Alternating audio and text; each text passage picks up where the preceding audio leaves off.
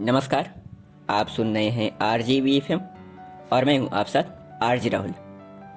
राम कथा के इस अध्याय में हम सुनेंगे लंका विजय। तो चलिए शुरू करते हैं। हनुमान और अंगद अपने साथियों के साथ किष्किंधा को छोड़ सीता की खोज में दक्षिणी दिशा की ओर चल पड़े। रास्ते में खोजबीन करते हुए और जानकारी इकट्ठी करते हुए वे चलते रहे। अंत में वे दक्षिण में पृथ्वी के बिल्कुल अंतिम छोर पर पहुंच गए। गरजता हुआ समुद्र उनके सामने था। उसके दूसरी ओर लंका थी। वे थक गए थे और हिम्मत हार कर एक जगह बैठ गए। अंगद ने कहा, देवी सीता का पता लगाए बिना मुझे तो वापस जाना नहीं है। यहाँ बैठे बैठे मैं अपनी जान दे दूंगा, लेकिन लौटूंगा नहीं। जटायु ने राम की सेवा करते हुए जान दे दी। क्या हम अपनी जान दे नहीं सकते? वैसे भी यदि बिना किसी खोज खबर के मैं वापस गया तो सुग्रीव भी मुझे अवश्य मार डालेगा। संयोग से जटायु के भाई संपाति ने पहाड़ी के पीछे से उनकी ये बातें सुन ली। वह तुरंत उनके पास पहुंचा। उसने पूछा, आप लोग कौन हैं? जटायु की मृत्यु के बारे में आप कैसे जानते हैं और क्या क्या जानते हैं? मुझे बताइए, मैं उसका भाई हूँ। उन्होंने सारी करुण कहानी उसे सुनाई और बताया कि वे सब सीता की खोज करने निकले हैं, लेकिन अभी तक सफलता नहीं मिली। संपाति ने कहा, मुझे पता है सीता कहाँ है। मैंने देखा था कि रावण उन्हें लंका लिए जा रहा है। तुम्हें सीता लंका में ही मिलेगी। अंगद, हनुमान तथा उनके साथी खुशी से उछल पड़े। संपाति बोला, आप लोगों को केवल समुद्र पार करना होगा। वे सब असमंजस में पड़े। समुद्र पार करना होगा, लेकिन कैसे? समुद्र भला कौन पार कर सकेगा? उनके बुद्धिमान सलाहकार जामवंत बोले, हनुमान, आपको जाना होगा। केवल आप ही इसे कूदकर पार करने में समर्थ हैं। हनुमान उठे और उन्होंने चारों तरफ नज़र घुमाई। वे ऐसी जगह की तलाश में थे जहाँ से छलांग लगाई जा सके। उनके पास ही महेंद्र पर्वत था। उस पर अनेक पशु पक्षियों का बसेरा था और उसकी ढलानों पर मनमोहक पेड़ों की हरियाली छाई हुई थी।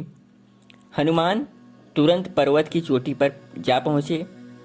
जैसे पथरीली शिखर की उन्हें आवश्यकता थी, यह बिल्कुल वैसे ही थी। इसके बाद वे पर्वत शिखर पर जमकर एकदम तनकर खड़े हो गए। फिर दोनों हाथों की मुट्ठी बांधकर थोड़ा झुककर पूरी ताकत के साथ जोर से छलांग लगाई और उछलकर आकाश में समुद्र के ऊपर जा पहुँचे। दबाव के कारण महेंद्र पर्वत दहल गया। उसके ढलानों में दरारें पड़ गई, जिनसे पानी के नए सोते निकल पड़े। बहुत से पेड़ उखड़ गए। पशु पक्षी भयभीत होकर इधर उधर भागने लगे, लेकिन तब तक हनुमान तो काफी दूर जा चुके थे। आखिर हनुमान लंका द्वीप में जा पहुँचे। रावण की राजधानी सोने की लंका चारों ओर से गहरी खाइयों से घिरी और पहरेदारों से रक्षित हनुमान के सामने थी। उन्होंने निश्चय किया कि रात होने तक बाहर ही रुका जाए। अंधेरा होते ही दीवार कूदकर हनुमान अंदर पहुँचे।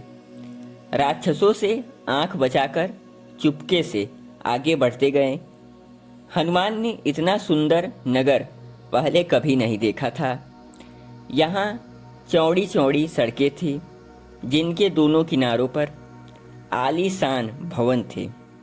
उन्हें संगीत के मधुर सुर और नर्तकियों के पायलों की झनकार सुनाई दे रही थी। सारा वातावरण सुगंधित था। नगर के मध्य में रावण का राजमहल था, जिसके पहरे पर हथियारबंद राक्षस तैनात थे। हनुमान सिकुड़कर एक बिल्ली की तरह चुपचाप सबकी आंख बचाकर अंदर खिसक कर गए। वे इस सुंदर राजभवन की एक एक करके सभी कमरों में घूमने लगे। इतना वैभवपूर्ण प्रदर्शन उन्होंने कभी स्वप्न में भी नहीं देखा था। स्त्री पुरुष सुंदर वस्त्र और आभूषण पहने निद्रा मगन थे। हनुमान जी स्त्रियों के कमरे में गए और ध्यान से उनके चेहरे देखने लगे, लेकिन उन्हें सीता कहीं नहीं दिखाई दी। यहाँ तक कि वे स्वयं रावण के कमरे में गए।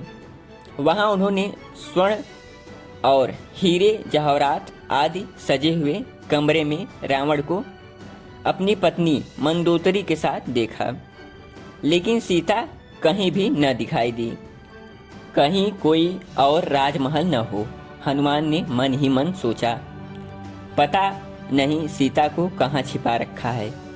राजमहल की दीवार के पार थोड़े ही दूर पर हनुमान को एक सुंदर वाटिका दिखाई दी। यही अशोक वन था। हनुमान दीवार लांघकर अशोक वन में जा पहुँचे।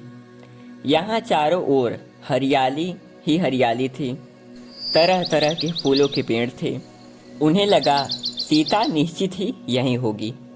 वे घनी पत्तियों वाले एक ऊंचे से पेड़ पर चढ़ गए, जहाँ से उन्हें सब कुछ दिखाई दे सकता था, लेकिन वे किसी को नहीं दिखते थे।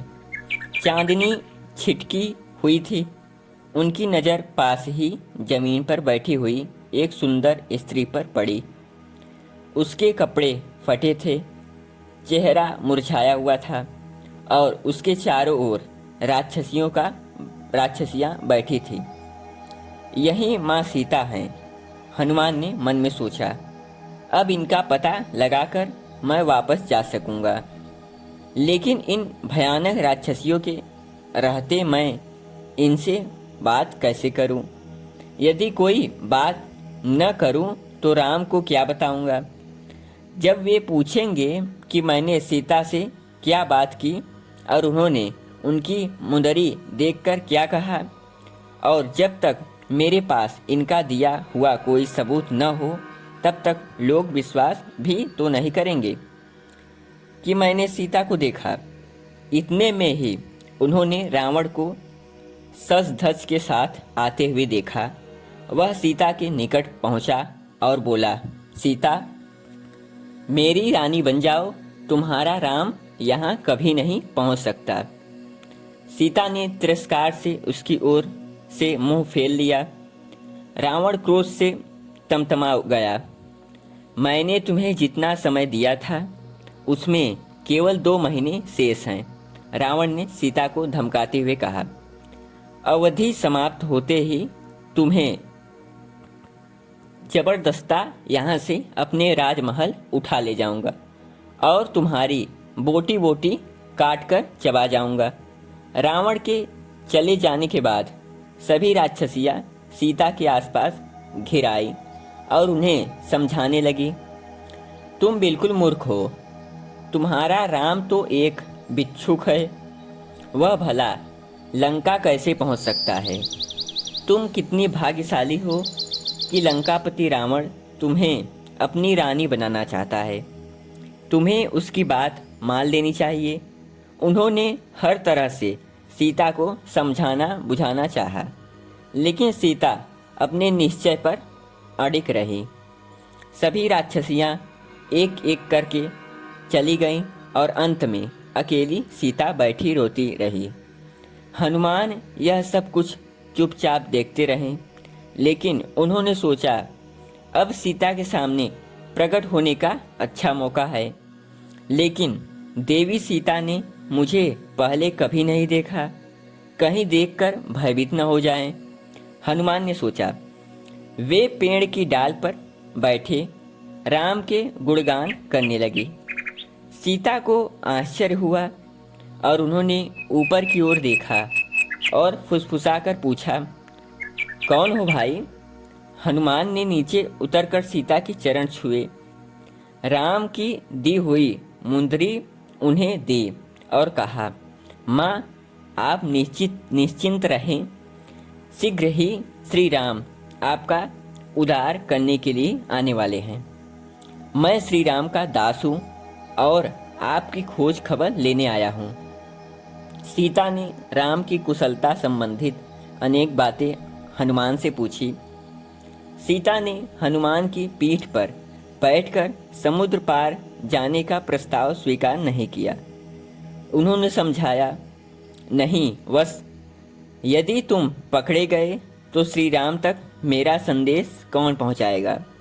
मेरा यह आभूषण ले जाओ और जाकर उनसे कह देना, यदि 1 माह के अंदर वह यहाँ नहीं आए तो मैं उन्हें जीवित नहीं मिलूंगी। हनुमान ने कहा, माँ निराश मत हो, श्री राम अवश्य ही इस अवधि में यहाँ पहुँच जाएंगे। सीता को सांत्वना दे हनुमान समुद्र लांघकर दूसरी पार पहुँचे। समुद्र के किनारे अंगद, जाम्बवान और अन्य साथी हनुमान के आने की प्रतीक्षा में आकाश की ओर आंखें लगाए बैठे थे। हनुमान ने उनके पास जाकर उन्हें बताया, मैंने सीता माता को देख लिया है, उनसे बात की है, अब जल्द ही राम के पास चलो, समय बहुत थोड़ा है। वे शीघ्र ही वापस चल पड़े। रास्ते में अनेक नदी, नाले, पर्वत और भयानक जंगलों को पार करके अंत में वे किष्किंधा पहुँचे। राम और लक्ष्मण हनुमान से संदेश सुनने के लिए अधीर बैठे थे। राम के चरण छूकर उन्होंने सीता द्वारा दिया गया आभूषण उन्हें दिया। प्रभु मैंने माँ सीता को देखा और उनसे बातें भी की, ऐसा हनुमान ने बताया। और बताया, वैसे तो वह ठीक हैं लेकिन बहुत व्याकुल हैं। दिन रात सताने वाली भयानक राक्षसियों से घिरी वे अशोक वन में रहती हैं। 1 महीने के अंदर यदि उनका उद्धार न हुआ तो रावण उन्हें मार डालेगा। राम भाव विह्वल हो उठे। उन्होंने हनुमान को हृदय से लगा लिया और बोले, तुम्हारे इस काम का बदला मैं कैसे चुकाऊंगा? मेरे मित्र, समय थोड़ा था, अतः सुग्रीव ने राम के कहने पर अपनी सेना को तुरंत कूच करने का आदेश दे दिया। कुछ ही समय में वे समुद्र के किनारे जा पहुँचे और अपना डेरा डाल दिया। रावण के पहरेदारों ने उनके तंबू आदि पर्वत शिखर से देखे। उन्होंने रावण को सूचना दी कि राम की सेना आ पहुंची है। रावण ने सलाह मशवरे के लिए अपने मंत्रियों, सलाहकारों और सेनाध्यक्षों को बुला भेजा। सभी राक्षसों को अपने पर पूरा भरोसा था कि वे शत्रु का विनाश कर सकेंगे। एक बिच्छू समान दिखने वाला राम बंदरों की सेना लेकर आपका मुकाबला कैसे कर सकता है? हम उसका सफाया केवल 1 दिन में कर सकते हैं। लेकिन रावण के छोटे भाई विभीषण ने कहा, बात को इतनी मामूली मत समझो रावण, तुमने बड़ा अनर्थ किया है। यदि तुमने सीता को वापस न किया तो तुम्हारा सर्वनाश हो जाएगा। इतना सुनते ही रावण अत्यंत क्रोधित हो उठा।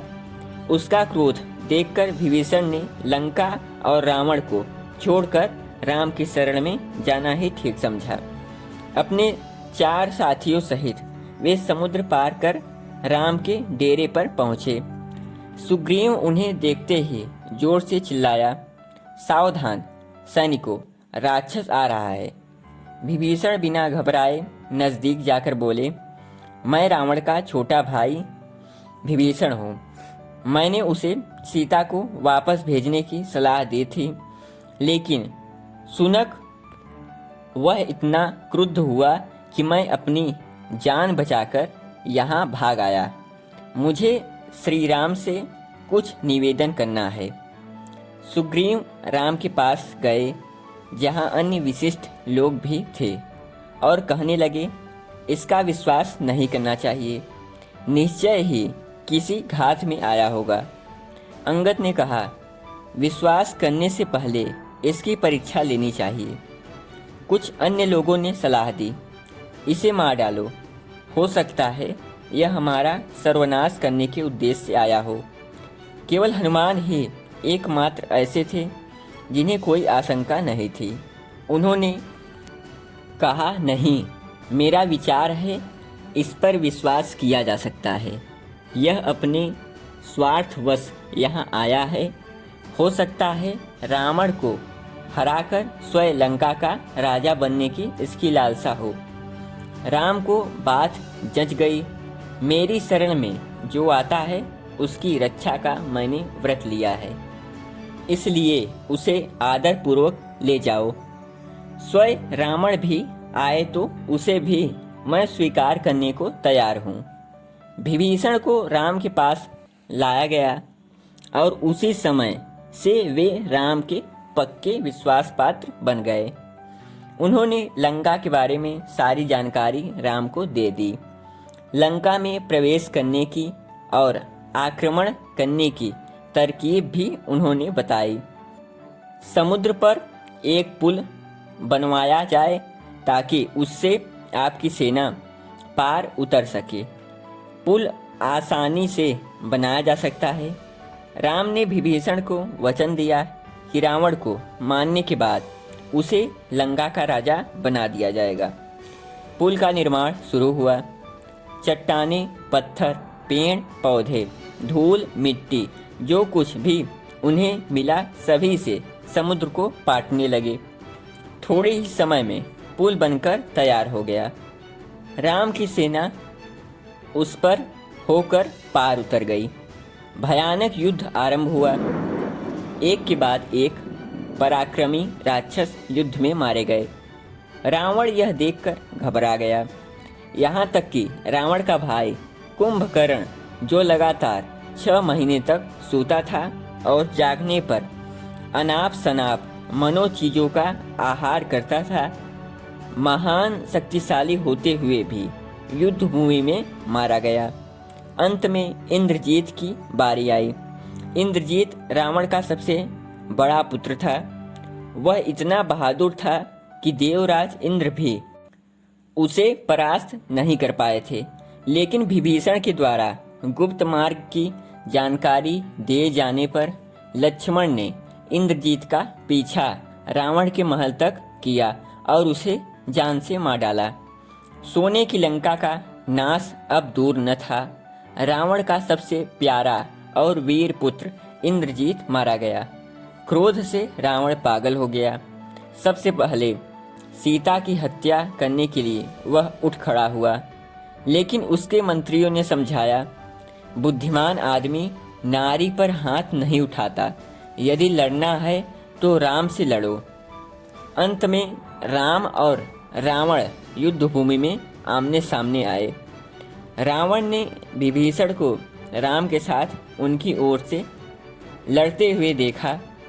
उसने उसे देशद्रोही कहकर उसकी भर्त्सना की और क्रोधित होकर शक्तिवाण उसकी ओर छोड़ा। शक्तिवाण लगते ही विभीषण मर गए होते यदि लक्ष्मण ने आगे बढ़कर उसे अपने ऊपर न झेल लिया होता। बाण लगते ही लक्ष्मण मूर्छित हो गए।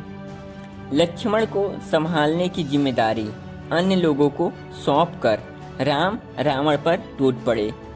यह न्याय का अन्याय के विरुद्ध युद्ध था। सभी योद्धा लड़ना छोड़कर राम रावण के इस भयानक युद्ध को अपलक देखने लगे। उन्होंने ऐसा अद्भुत युद्ध पहले कभी नहीं देखा था। दोनों ही योद्धा अपनी पूरी शक्ति के साथ बड़ी ही बहादुरी से लड़े। अंत में रावण मारा गया।